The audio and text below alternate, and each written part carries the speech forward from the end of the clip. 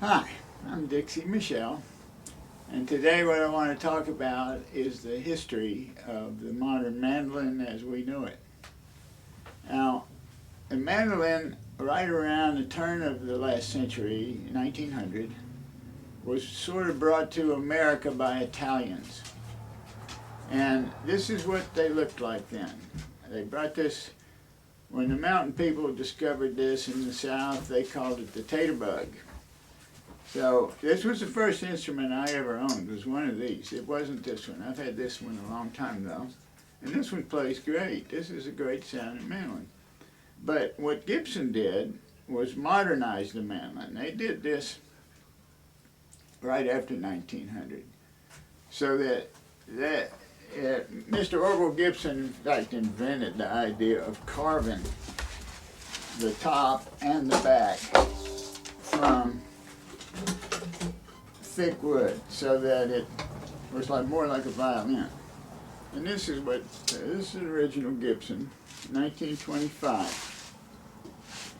And this is a good example of the Gibson company took Orville's idea and they tweaked it, so to speak. So they came up with the idea of putting a higher bridge on it so it puts more pressure onto the top. They discovered how to carve the top in ways that would produce the best sound. They carved the top and the back. And their company was based on the idea that they alone had spindle carving machines that did all of this automatically, did all the carving. No other guitar manufacturers at the time had this idea, spindle carving machines. So Gibson had an edge on it. If you wanted a very loud mandolin, this is what you wanted, a Gibson.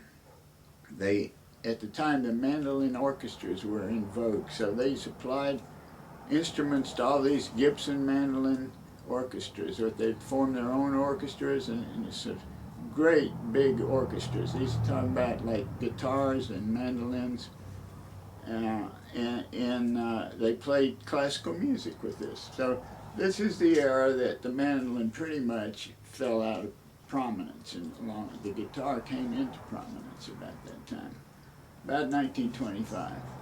So I've had this mandolin for a very long time, and I considered it the best one that I've had for, out of maybe 100 that I've owned. I kept this one. This one is a good sounding one.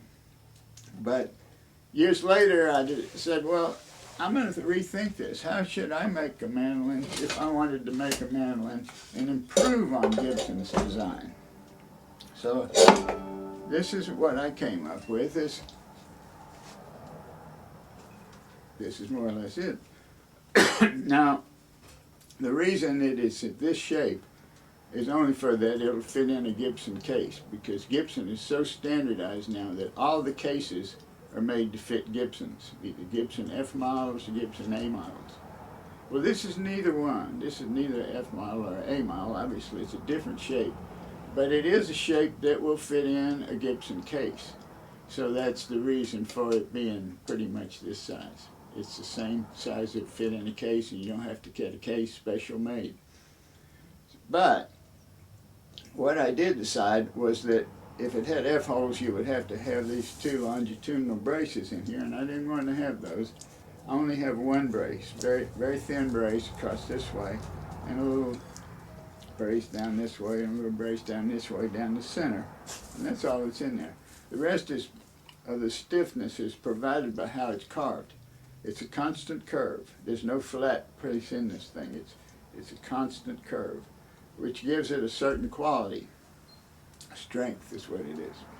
So you can use a higher bridge, more pressure on the top, and you get a loud mandolin. That's kind of what we're after. Loud and acoustic mandolins. That's what sells mandolins. So when we're talking about loud, the final step is to go to the electric mandolin, which I started playing years ago and decided in modern day America this is the only instrument that you need, because if you're trying to play acoustic in a noisy bar or coffee house, you need to go electric. So this is my version of what an electric should be.